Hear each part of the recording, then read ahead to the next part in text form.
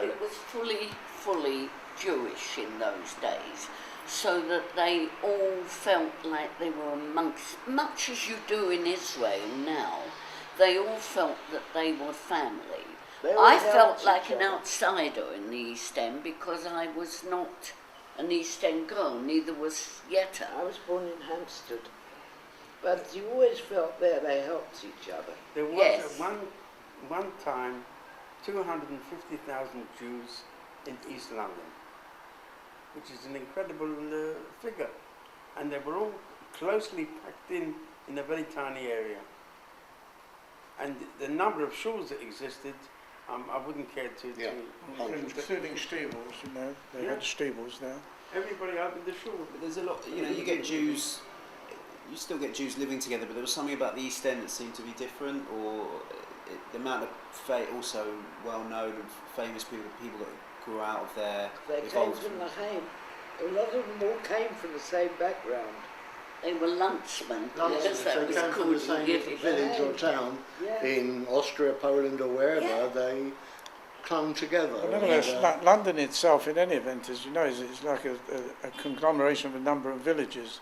In event, and every area had its own atmosphere and attitude.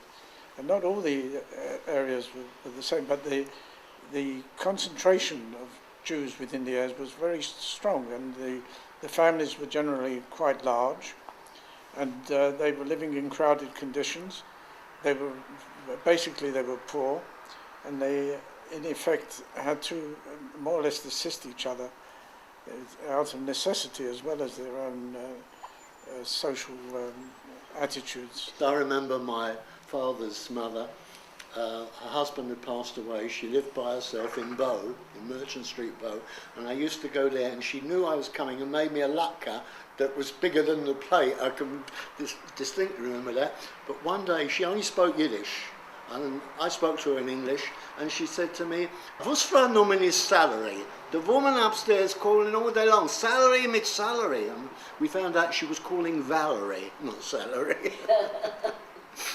I lived in Brixton, and That's not posh either. just after the war, it wasn't. It was then. And just after the war, when cars started to come back, some of the young boys borrowed their father's cars. So one night, one of them said to us, a crowd of girls, "How about us going to Johnny Isaac's and buying fish and chips?" So we all crowded into his car. In those days, nobody worried if you were 6, 7, 8 in the car.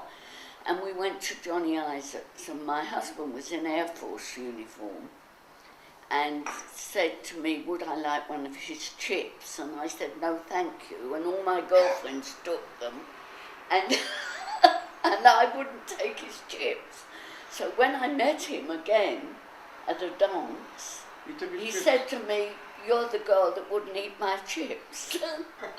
I didn't remember I the still got the incident. chip on my shoulder. This is a menu of... The chips were renowned because they were very thin, right? I mean, nowadays it's normal, but then they were big French chunky fries, ones, and yes. Johnny's were always thin. Now my mother's chips And this is were a renowned copy, because they a were copy bigger. of a My Daimler. kids loved My father those had 10 big Daimlers chips. for funerals and weddings. So there, this one has got a white ribbon on it, which the moment the wedding was over and they had to go to a funeral, the ribbons were taken off. And when they had to go back to a wedding, the ribbons were put on.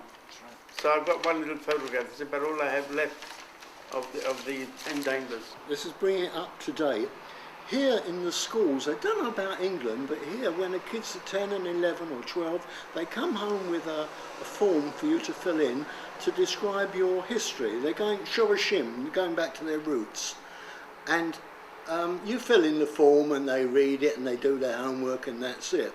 But I've got one grandson who lives in Renana. Well, I've got 4 grandsons actually, but this one's in Renana, and they did a different project. We, the grandparents, had to go to a school on a Friday morning, and for an hour and a half, we told him our life history, which obviously the poor boy never knew anything about, of us growing up, and he translated it into Ivrit and put it onto the computer. Now my Ivrit is kaka kaka so we had to do it in English for me, but when we came towards the end, my father over Sholem, besides being a barber, during the war was called up in the fire service. He was too old for the army, and he ended up in King George V docks, right in the heart of Dockland, driving a fire escape.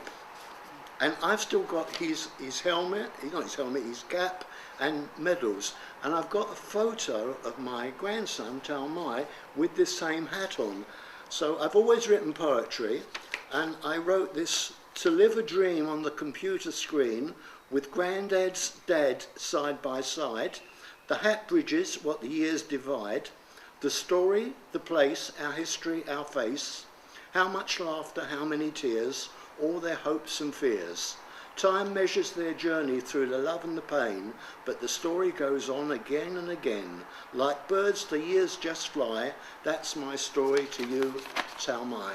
And there's the picture of him with the fireman's hat on. He never knew, of course, my father, and my father obviously never knew him, but that's the link we have bringing up to date. The elementary schools who had Jews, and there were some who had only Jews. We had a little football league and a little cricket league, and every Friday we used to meet one of these teams, and the average age was then 10 and a half, and we played against each other. But no Christians were in those schools. They only contained Jews. We had an ordinary public elementary school, but we didn't have one non-Jew in the school. It was in Commercial Street, at the back of Bloom's.